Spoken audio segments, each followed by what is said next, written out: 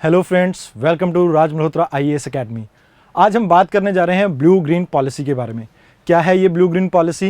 ये बेसिकली एक दिल्ली गवर्नमेंट का इनिशिएटिव है जिसमें हम बात कर रहे हैं अर्बन प्लानिंग के बारे में। अब अर्बन प्लानिंग में क्या हो रहा है यहाँ पे कि जो जैसे ब्लू मीन्स यहाँ पर हमारा जैसे रिवर का ये फ्रंट देख रहे हैं हम, और ग्रीन मीन्स ये जो आसपास के पेड़ हैं।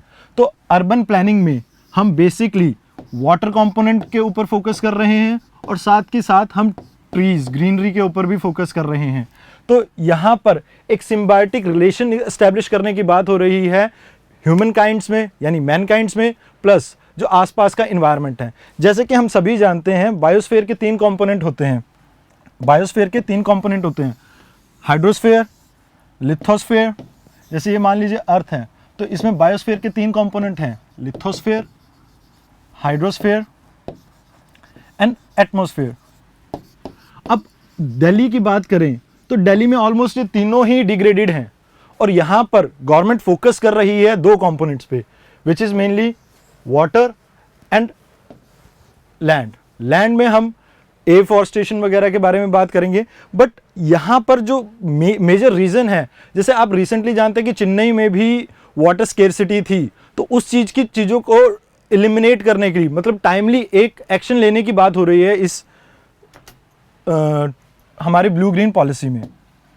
अगर बात करें तो दिल्ली डेवलपमेंट अथॉरिटी एक मास्टर प्लान क्रिएट करना चाहती है फॉर द ईयर 2021 से लेकर 2041 तक, क्योंकि जो उनका प्रीवियस प्लान था वो 2021 में एक्सपायर हो रहा है। तो इसमें अब पब्लिक कंसल्टेशन करी जा रही है, जिसमें वाइड स्केल में लोगों से पूछा जा रहा है कि क्या वो चाहते हैं कि इस कंपोनेंट में क्या हो, जो ये ब्लू ग्रीन जो पॉलिसी है इसमें कैसे लोग पार्टिसिपेट कर सके। पीपल्स पार्टिसिपेशन भी एक अहम कड़ी है इस चीज़ के लिए। अगर बात करें ब्लू ग्रीन इंफ्रा की, तो जैसे वाटर बॉडीज होगी, रिवर्स, आसपास की canals, ponds, wetlands, flood plains, ये सभी ही कंपोनेंट हैं ब्लू के। मतलब ब्लू कलर जो होता है वो रिप्रेजेंट कर रहा है हमारे वाटर बॉडीज़ को। जिस तरह की भी दिल्ली के आसपास की, जैसे हम यमुना को देखते हैं तो यमुना काफ़ी पोल्यूटेड है, तो यहाँ पर उसके भी उद्धार की बात हो रही है, मतलब कि उसका भी बेड़ा पार किया जाएगा। और साथ के साथ आसपास जैसे दिल्ली में अगर आप देखें पोल्यूशन का लेवल बढ़ रहा है, तो आसपास के फॉरेस्ट, ट्री, पार्क्स वगैरह, इनका भी रिवैम्प करा जाएगा, उनका भी पुनर्जन्म होने वाला है। तो इस पॉलिसी में जो हम बात कर रहे हैं कि इन्वायरमेंट और सोशल, जो इन्वायरमेंट के लिए भी बेनिफिशियल हो और सोशली भी बेनिफिशियल हो। जैसे अगर आसपास का इन्वायरमेंट ठीक होगा तो लोगों की हेल्थ ठीक रहेगी और लोगों का आउट ऑफ पॉकेट एक्सपेंडिचर कम हो जाएगा। तो इस पॉलिसी को अगर देखें होलिस्टिक वे में, तो दिल्ली की डेवलपमेंट के साथ साथ दिल्ली के लोगों का भी भला हो सकता है।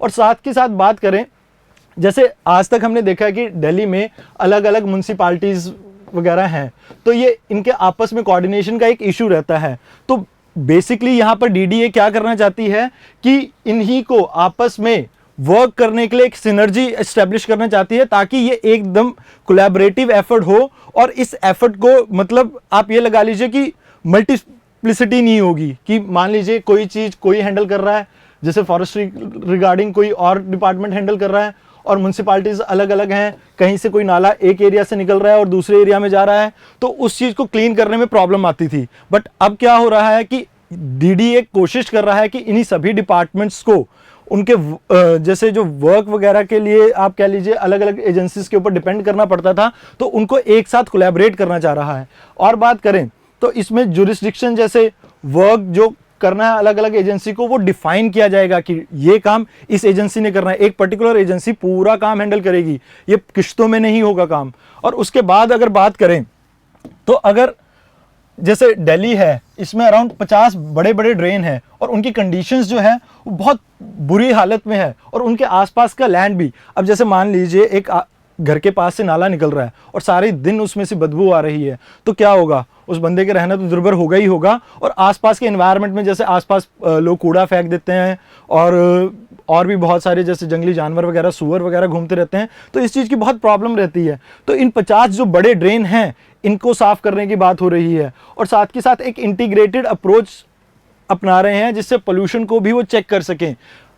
और अगर बात करें इसमें जैसे एक मिक्स है आपके नेचुरल और मैकेनाइज्ड वे में जैसे अब जैसे जो ड्रेन साफ़ करना है उसको मशीनों से भी करा जाएगा, और जैसे आप ये लगा लीजिए अलग अलग हमारे नेचुरल रेमेडीज़ होती हैं उनका भी इस्तेमाल किया जाएगा। जैसे कोई अलग टाइप का प्लांट लगा के जिससे आपके ड्रेन्स वगैरह के जो हैवी मेटल्स हैं उनको आप एलिमिनेट कर सकें, तो ऐसी चीज़ें इसमें इस्तेमाल की जाएंगी। और साथ के साथ अगर बात करें तो यहाँ पर साइकिल्स वगैरह के लिए अलग से ट्रैक बनने की बात है, और पैदल चलने वालों के लिए अलग से ट्रैक बनने की बात है। एक स्पेस क्रिएट करी जाएगी जहाँ पर आप जैसे स्पोर्ट्स के लिए प्रमोशन की बात हो रही है और योगा वगैरह, तो एक इन्वायरमेंट दिया जाएगा जहाँ पर दिल्ली के लोग अब सुकून से रह सकेंगे, मतलब एक चैन की सांस ले पाएंगे।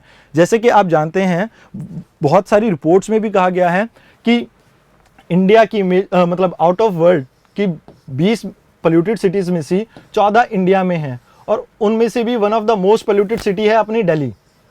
तो दिल्ली यहाँ पर अपने आप को सुधारने की कोशिश कर रहा है, और इसी चीज़ को रिगार्डिंग ये 2021 से लेके 2041 का एक ड्राफ्ट तैयार हो रहा है।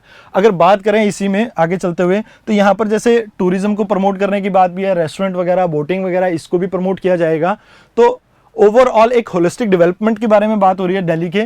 और इसमें अगर बात करें कि जैसे पहले वाटर लॉगिंग के लिए ब्लेम गेम चलता रहता था कि ये तो उस म्यूनसिपालिटीज़ के ऑफिस का काम है, ये यहाँ के एरिया का काम नहीं है, तो वो ब्लेम गेम को भी एलिमिनेट करने की कोशिश की जा रही है। और साथ के साथ अब एक चैलेंज ये आ जाता है कि जैसे ये जो म्यूनसिपालिटीज़ हैं इनको कैसे एक साथ वर्क करवाया जाएगा, क्योंकि कथनी और करनी में बहुत अंतर होता है। पेपर पे लिखना आसान है, बट एक्चुअल जो हमारा ग्राउंड लेवल है उसमें रियलिटी में ये चीज़ हो पाती है, सिनर्जी आ पाती है कि नहीं, ये भी एक बहुत बड़ी बात है। बात करें तो वाटर बॉडीज़ को अभी क्लीन करना भी एक बहुत बड़ा टास्क है। जैसे गंगा को क्लीन करने के लिए काफ़ी सालों से मेहनत चल रही है, but yet Ganga is polluted. तो अब ये यमुना या इन ड्रेन को क्लीन करने की बात हो रही है, तो देखते हैं कितना कारगर ये हो पाता है, कितना नहीं। और उसके बाद बात करें तो ये एक अच्छा इनिशिएटिव है, एक अच्छी शुरुआत है, और सिटीज़ भी इससे मतलब प्रेरणा ले सकते हैं।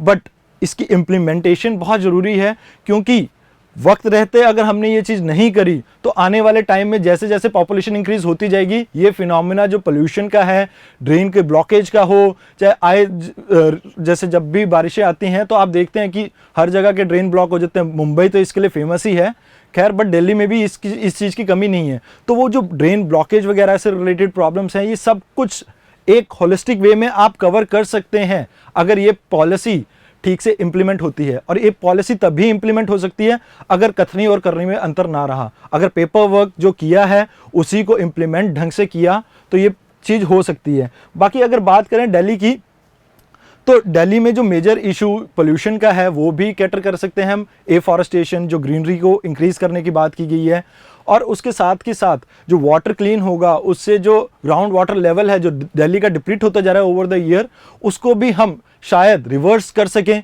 अगर रिवर्स नहीं कर पाए तो एटलीस्ट हम उसको बर्बाद और नहीं कर पाएंगे, क्योंकि जैसे ये हैवी मेटल्स जो होते हैं ड्रेन के, ये सिप इन करते हैं ग्राउंड वाटर में, और ये ग्राउंड वाटर को, अंडरग्राउंड वाटर को पोल्यूट करते हैं। और अंडरग्राउंड वाटर अगर एक बार पोल्यूट हो गया तो आने वाले टाइम के लिए प्रॉब्लम हो सकती है। तो I hope you like this session. Join us on Raj Malhotra IAS Academy. Thank you for watching my video.